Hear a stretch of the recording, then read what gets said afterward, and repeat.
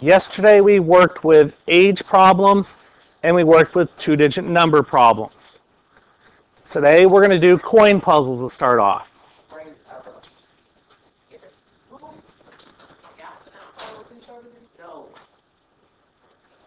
In a coin bank, there are 250 dimes and quarters, worth a total of $39.25. We're going to find out how many dimes and how many quarters there are in the bank. In this problem, what are we looking for? How many dimes and how many quarters? What variables do you want to use? You can use X and Y, but for me, I'm going to use D and Q. Just because that way, I know when I get D equals, I know that's my dimes. When I get Q equals, I know that's my quarters. If you still want to use X and Y, that's fine with me. The first thing I know, there are 250 coins, or 250 dimes and quarters. How can I change that into an equation? It's not 250D. 250 equals D plus Q. What am I doing with these coins? Add them to get 250, right? D plus Q equals 250. That is the total number of coins. I have so many dimes, so many quarters. I know there's a total of 250 of them. That's the first one. What do I know about a dime? 10 cents. How do I write 10 cents? 0.1, you can put the 0, D. 10 cents per dime. Plus, how much is a quarter? 0.25 Q. It's 10 cents per dime, 25 cents per quarter. Why am I thinking of a nickel? I have no idea. What do I know about my dimes and quarters? They equal $39.25. That is your system. Now, a lot of you don't like those decimals. Okay, D plus Q equals 250. I don't like the decimal. How many decimal places do all of these have? 2 here, 2 here, 2 here. So I'm going to go 10D plus 25Q equals 3925. 10 cents is a dime, 25 cents is a quarter, so that means I have 3,925 cents. That's all I've done. Which method do you want to use? Elimination or substitution? Elimination is probably going to be easier, but I can use substitution. Why? Elimination. Which variable do you want to eliminate, D or Q? D. What do I have to multiply by on the top? Y and negative 10. One's positive, one's negative. I could have got rid of Q, but now I have a bigger number. When I distribute it through, negative 10D minus 10Q equals negative 2500. I just moved add a 0 to everything. 10D plus 25Q equals 3925. Why didn't I do anything to that bottom one? It was already a 10. I didn't need to do anything. D's cancel out. What's a negative 10Q and a 25Q? 15Q. Negative 2500 and 3925. 1425. What do I need to do? Divide by 15. Q is 95. Now, what do I know about this answer? What must I get every single time? I must get a positive number, and it has to be a whole number. You can't have negative coins, and you can't have half of a quarter. So you know if you get a negative number or you get a fraction or decimal, you made a mistake somewhere. So if there's 95 quarters, how many dimes are there? How would you figure this out? By plugging the Q back into the equation. Substituting back into this original one, which really all I have to do is take 250 minus 95. So if there are 95 quarters, there has to be 155 dimes. And that's your answer. Is that all you gotta do? You really have to do all that work? What do you mean, all that work? Yeah, you need to figure it out somehow. This is what I want to see. I know if you got 95 and you just wrote right next to it D is 155, I'm assuming you just substitute in. Is this one a little bit easier? Okay.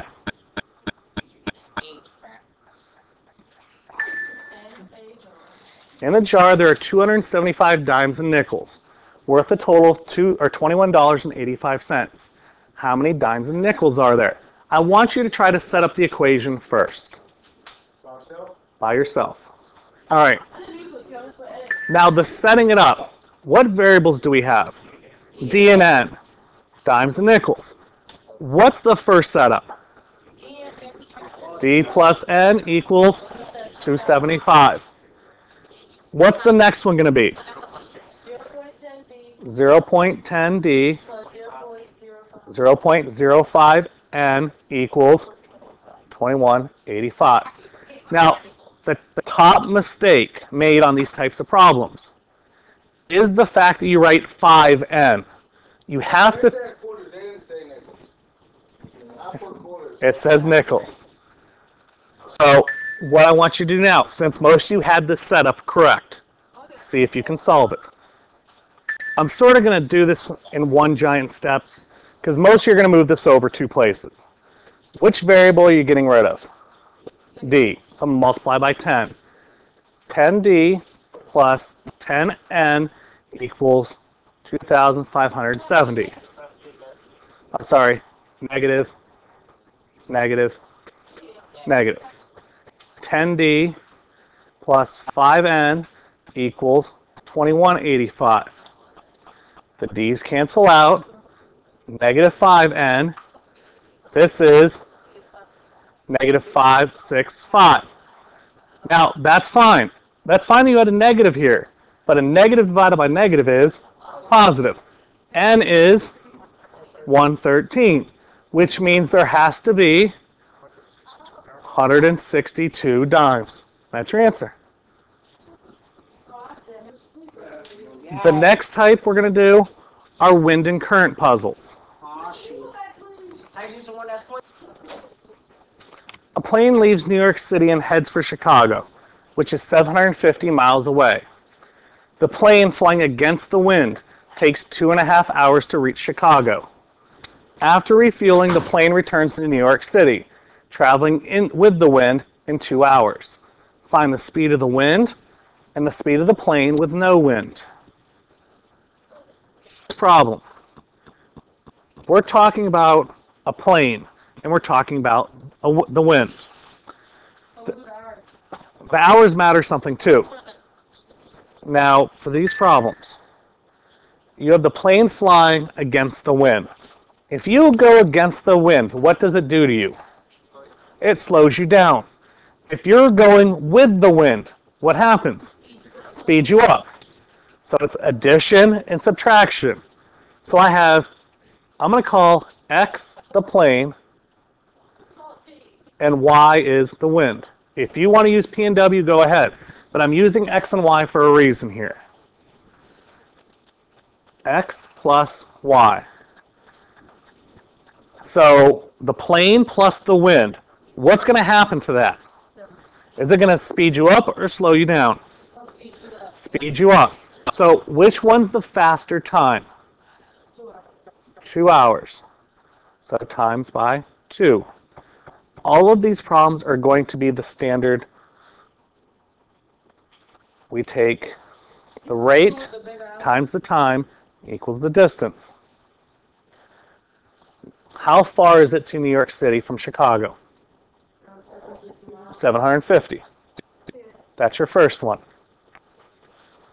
Now the second one. If this one's going with the wind, the other one's going to go x minus y, and that's going to take 2.5 hours. Takes longer. How far is it? Why is it 750? It's the same distance to and from. I can make these problems a lot easier to solve. What can I do here for this first one to make it easier? Don't distribute. What is this 2 doing to this? So how can I get rid of it? Divide, divide. X plus y equals, what's 750 divided by 2? 375. What can I do on this one to make it easier? Divide by 2.5.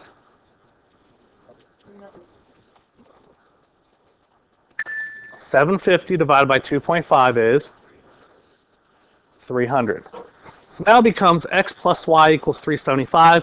X minus y is 300. Now, what do you notice here? Looking at this system, what could you tell me? Adding up the speed 75 and then subtracting them. Well, It's 75 more in Look at this system. What do we notice? What's different? They cancel. The y's are different and they're the same, right? The y's will cancel out. The y's will always cancel out. What's x plus x?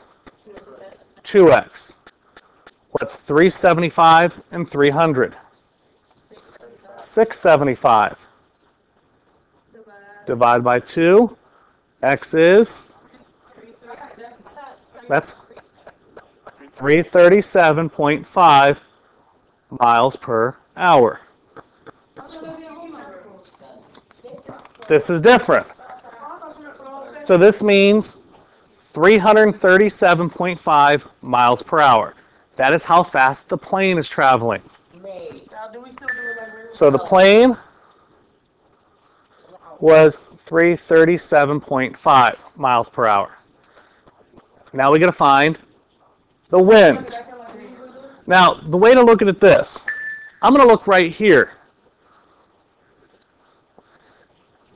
If the plane was 337.5, if I can ever say it right, and I subtract the wind, and I get 300, how strong is the wind?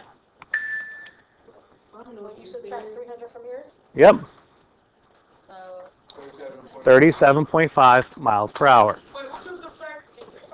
All I did is I had 337.5 minus something is 300.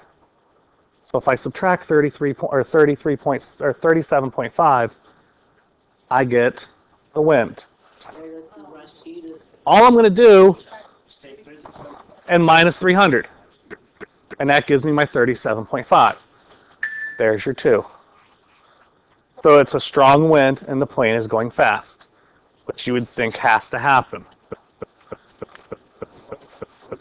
Try to set up this one. This one here, I have a swimmer begins a trip upstream. He swims a total of 3 miles in 2.5 hours. He turns around and swims with the current to his original starting position. It only takes him 0.3 hours. How fast is the current and how fast is he actually swimming with no current? Try to get it set up. They're all going to be x plus y times something equals something. X minus y times something equals something. What's the distance in this problem? 3 miles. It has to be the same both ways. Now I need to worry about my times. I have 0.3 hours and I have 2.5 hours. Where does the 2.5 go? 2.5 is the longer time, right? The longer time goes with the subtraction because it's slowing you down. The other one is going to be 0.3. I'm going to divide and solve. What I want you to do for homework, finish this problem.